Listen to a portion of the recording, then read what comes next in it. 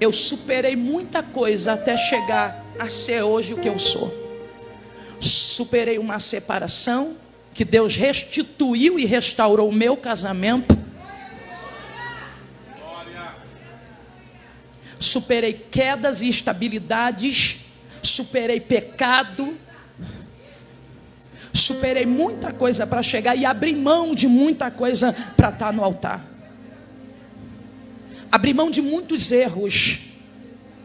Abri mão de muita coisa para hoje ter acesso ao que eu tenho.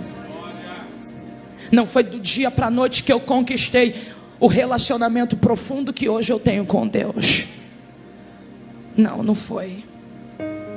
O ministério não me trouxe só, aleluia, reconhecimento.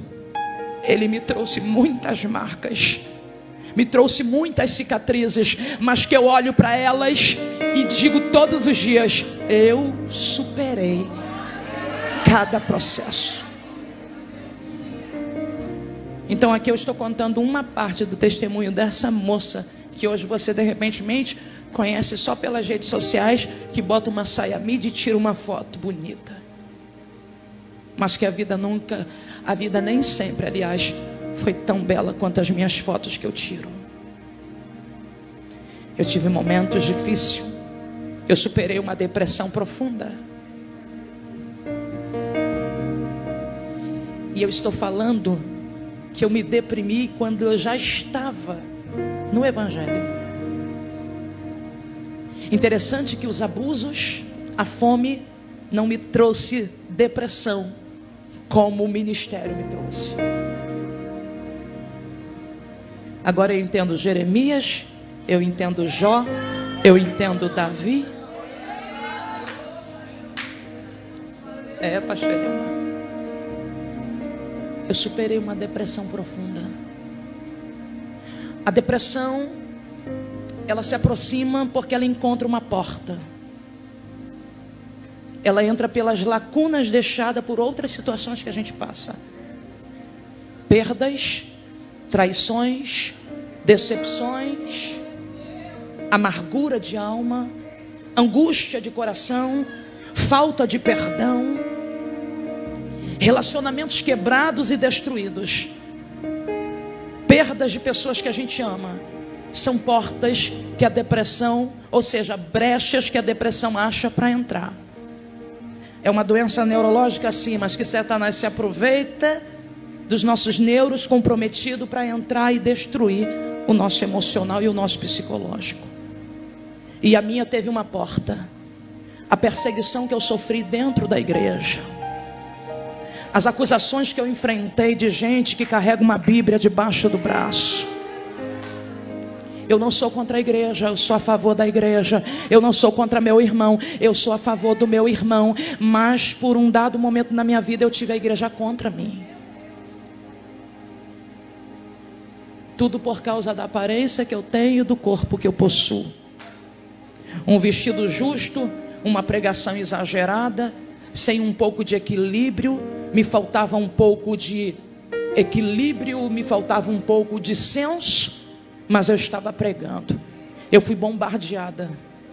Eu fui tida como prostituta. Eu fui tida como pombagira. Eu fui tida como Jezabel. Eu fui chamada de tudo quanto é nome ruim que vocês possam imaginar. Não foi pelos ímpios, foi pelas pessoas que se diziam ser evangélicas. Eu fui bombardeada, destruída, que ao ler tudo aquilo que eu li, aquilo me levou para dentro de um quarto e me fez querer desistir de tudo, da minha chamada, do meu ministério, a ponto de eu desligar os meus telefones, as pessoas ligarem, não conseguir falar comigo, meu esposo falando: você não vai atender o convencional. Eu falei: não, eu não quero mais isso para mim. Eu sei, aleluia, que é um preço muito grande para ser pago. E eu entrei numa depressão profunda, que eu não queria mais nada. Sentia tudo que foi relatado aqui pela uma moça no seu testemunho. O coração acelerava, parecia que eu estava tendo um ataque cardíaco. Eu sentia sensações eminentes de morte. Sentia a sensação de desmaio, como se meu corpo estivesse indo embora. Sentia dores no meu corpo. um medo, um pavor na minha alma, que todas as vezes que eu parava no médico, o médico dizia: a sua pressão está 12/8, a sua pressão está normalíssima, você não tem nada, os seus batimentos cardíacos estão corretos. Então o que é que eu tenho? Eu tenho uma doença que a depressão colocou em mim, uma doença, ou seja, uma doença que a depressão trouxe para o meu corpo por causa de perseguições, por causa de palavras malditas, por causa de palavras de gente que acha que ferir é só usando uma espada ou usando uma arma de fogo, que matar é só quando a gente aponta uma arma na cabeça de alguém. Não, a gente mata e a gente fere com palavras também. As palavras me feriram, quase me destruíram. Eu fui para dentro de um quarto dizendo: Deus, eu não sou prostituta, eu não sou aquela mulher que estão falando que eu sou, eu não estava lá fazendo nada errado, eu estava pregando a sua palavra. E aí o que aconteceu? Eu me deprimi, me joguei dentro de um quarto e quis desistir de tudo, pedindo a Deus para me levar. Até que uma madrugada me joguei no chão, chorei muito em cima da minha Bíblia, que rasgou a capa da minha Bíblia, de tanto que molhou com choro. E na madrugada Deus me visitou. Eu estava dormindo, para finalizar aqui minha oportunidade. Eu estou resumindo, porque se eu falar de outras coisas, até de quando eu caí, vocês não têm noção. Escuta, eu estava dormindo quando Deus me visitou na madrugada desse choro. Eu tive um sonho, Helena, e eu só quero contar isso aqui porque é muito importante para mim. Eu tive um sonho. Eu estava indo para uma igreja no sonho. Porém, quando eu chegava na porta da igreja, a igreja estava lotada. Eu não conseguia entrar. Mas no sonho meu coração almejava, porque eu queria ouvir a palavra. Mas não tinha lugar para mim ali. Ninguém deixava eu entrar. Então eu voltava triste daquela igreja e seguia meu rumo num caminho escuro, numa rua sem saída. Eu estava triste, com a cabeça baixa, quando de repente aparecia um cachorro muito grande.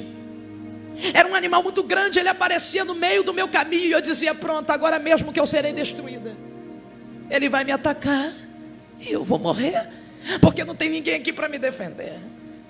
O cachorro apareceu, mas de repente, quando ele se aproximou, ele me olhou bem. E quando ele me olhou, eu senti que houve um pavor no olhar dele.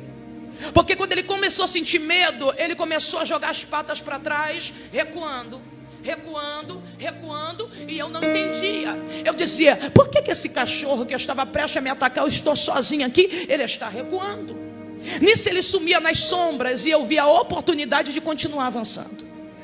Eu continuava avançando naquela rua, até que aparecia uma mulher toda rasgada, e ela vinha como se fosse me atacar, mas de repente ela tomava a mesma atitude do cachorro. E ela começava a se afastar e se escondia nas sombras. E era como se aquilo ali dissesse para mim: continue. E eu continuava, até que no final da rua encontrei uma porta grande de madeira. E eu sabia que para mim atravessar para um outro lugar, eu tinha que entrar naquela porta de madeira.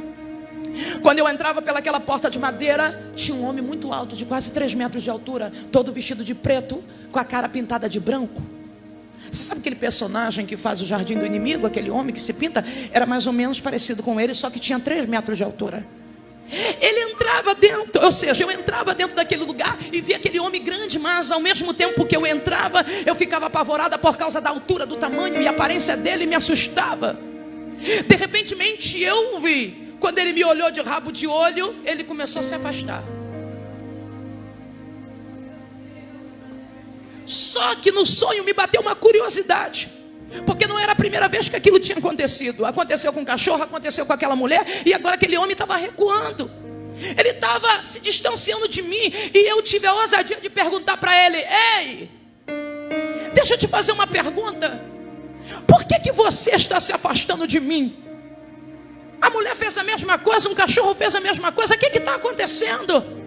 Aí ele disse assim: é porque quando você chegou aqui, você não chegou sozinha. Aí eu disse para ele, olhei para o lado, olhei para o outro, não vi ninguém do meu lado. Eu falei assim: como assim? Eu não estou sozinho, eu não estou vendo nada aqui.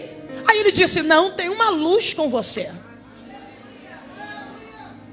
Ele falou: tem uma luz com você, essa luz dele está com você. Aí eu perguntei: quem é ele? E quem é essa luz que anda comigo? Ele olhou para mim e ele disse: ele não te contou quem ele é? falei, não. E ele virou para mim e ainda falou, mas e ele não te contou porque ele anda contigo? Eu falei, não, e eu quero saber, me fala. Ele disse para mim, ele anda com você por causa do teu coração. Aí ele virava para mim e dizia assim, moça, tu tem um coração bom, tu tem um coração nobre, ele te conhece aqui, por isso que ele anda contigo e não está deixando a gente se aproximar. Eu estava diante do inimigo, vendo o inimigo confessar diante de mim o porquê que eu era protegida. Quando eu acordei dentro do meu quarto, eu ouvi uma voz, como se fosse a voz de um profeta dentro do meu quarto, citando as mesmas palavras que Samuel citou quando viu Eliabe. E Deus falou, eu não vejo como vê o homem olha a aparência, mas eu conheço o coração.